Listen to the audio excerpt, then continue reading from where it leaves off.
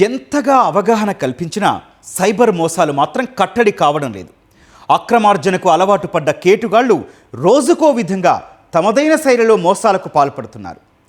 ఏ మాత్రం ఛాన్స్ దొరికినా అమాయకుల్ని బురిడీ కొట్టించి అందిన కాడికి దోచేస్తున్నారు. ఎన్ని జాగ్రత్తలు వహించినప్పటికీ ఏదో చోట సైబర్ మోసాలు జరుగుతుండటం ఆందోళనకరంగా మారింది. తాజాగా ఇదే తరహాలో జరిగిన మోసం సైబర్ క్రైమ్లో సంచలనంగా మారింది. అసలేం జరిగింది? పోలీసులు ఆ కేసును ఎలా ఛేదించారు?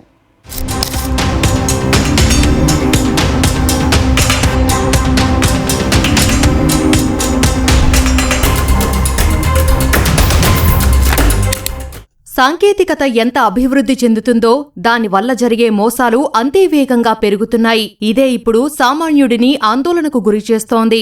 ఏది నిజమో ఏది అబద్ధమో తేల్చుకోలేని పరిస్థితి.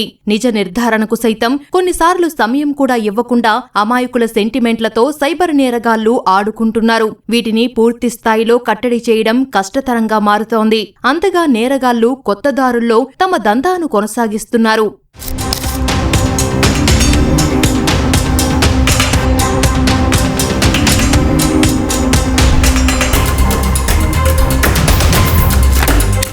మీ కుమారుడికి ప్రమాదం జరిగింది, వెంటనే డబ్బులు పంపించండి అంటూ ఓ ఫోన్.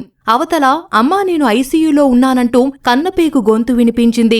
ఇక ఇలాంటి పరిస్థితుల్లో ఏ తల్లైనా వెనక ముందు ఆలోచించదు. అదే ఆ తల్లి కూడా చేసింది.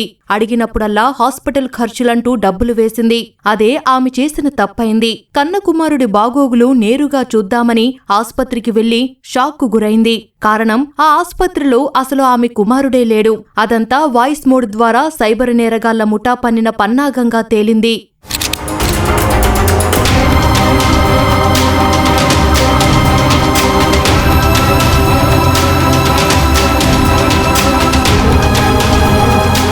ఇటీవల హైదరాబాద్లో సమావేశంలో ఉన్నానని ఓ ప్రముఖ కంపెనీ డైరెక్టర్ పేరుతో ఆ సంస్థకు చెందిన మరో ఉద్యోగికి నకిలీ సందేశాలు పంపి సైబర్ కేటుగాళ్లు 15 లక్షల రూపాయలు కొల్లగొట్టారు.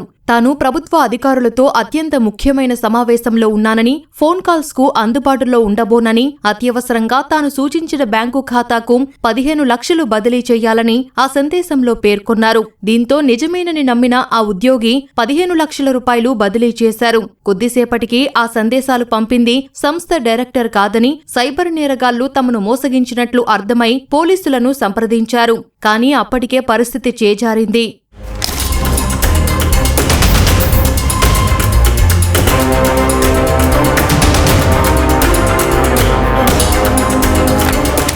తాను సమావేశంలో ఉన్నానని, ఇతర ప్రాంతానికి రైలులో వెళ్తున్నానని, ప్రస్తుతం మాట్లాడడం కుదరదని సైబర్ నేరగాళ్లు సందేశాలు పంపిస్తున్నారు. అత్యవసరంగా డబ్బులు సూచించిన ఖాతాలో జమ చేయాలంటూ బాగా పరిచయమున్న వ్యక్తుల మాదిరిగా నమ్మిస్తూ అమాయకులను బురిడీ కొట్టిస్తున్నారు. ఈ రకంగా లక్షల రూపాయలు కొల్లగొడుతున్నారు. ఇలాంటి ఫోన్ కాల్స్ తో అప్రమత్తంగా ఉండాలని సైబర్ క్రైమ్ పోలీసులు సూచిస్తున్నారు.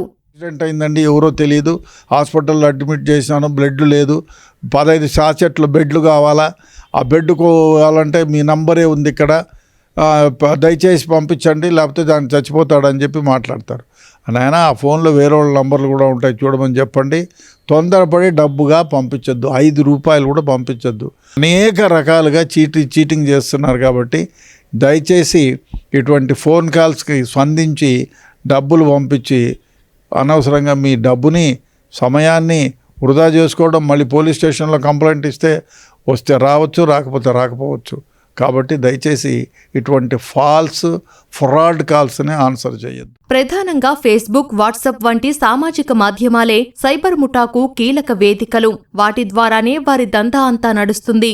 వాటి ద్వారా వచ్చే సందేశాలు, పరిచయాలను నమ్మి మోసపోవద్దని సైబర్ నిపుణులు హెచ్చరిస్తున్నారు. ఇటువంటి సందేశాలు వస్తే అసలు అవి ఎవరు పంపారో 1-2 సార్లు చెక్ చేసుకోవాలని నిపుణులు సూచిస్తున్నారు. ఫేస్బుక్ అకౌంట్ ఐడి, తర్వాత మిగతా ఐడి ఏమేమి ఉన్నాయో అన్నీ హ్యాక్ చేసేసి వాళ్ళకి మెసేజ్లు పంపిస్తే చాలామంది అది నిజం అనుకొని నమ్మి ఆ ట్రాన్స్ఫర్ చేస్తున్నారు. ప్రూఫ్ లేకోకుండా మీరు ఎవరైనా మెసేజ్ వస్తేనో లేకపోతే వేరే వాళ్ళ అకౌంట్ని హ్యాక్ చేసి ఆ బొమ్మ గిమ్మ అదే ఉంటుంది, మెసేజ్ వస్తే, వాయిస్ మెసేజ్ వస్తే కూడా తొందరపడి ఇటువంటి దాంట్లకి దయచేసి పంపకండి.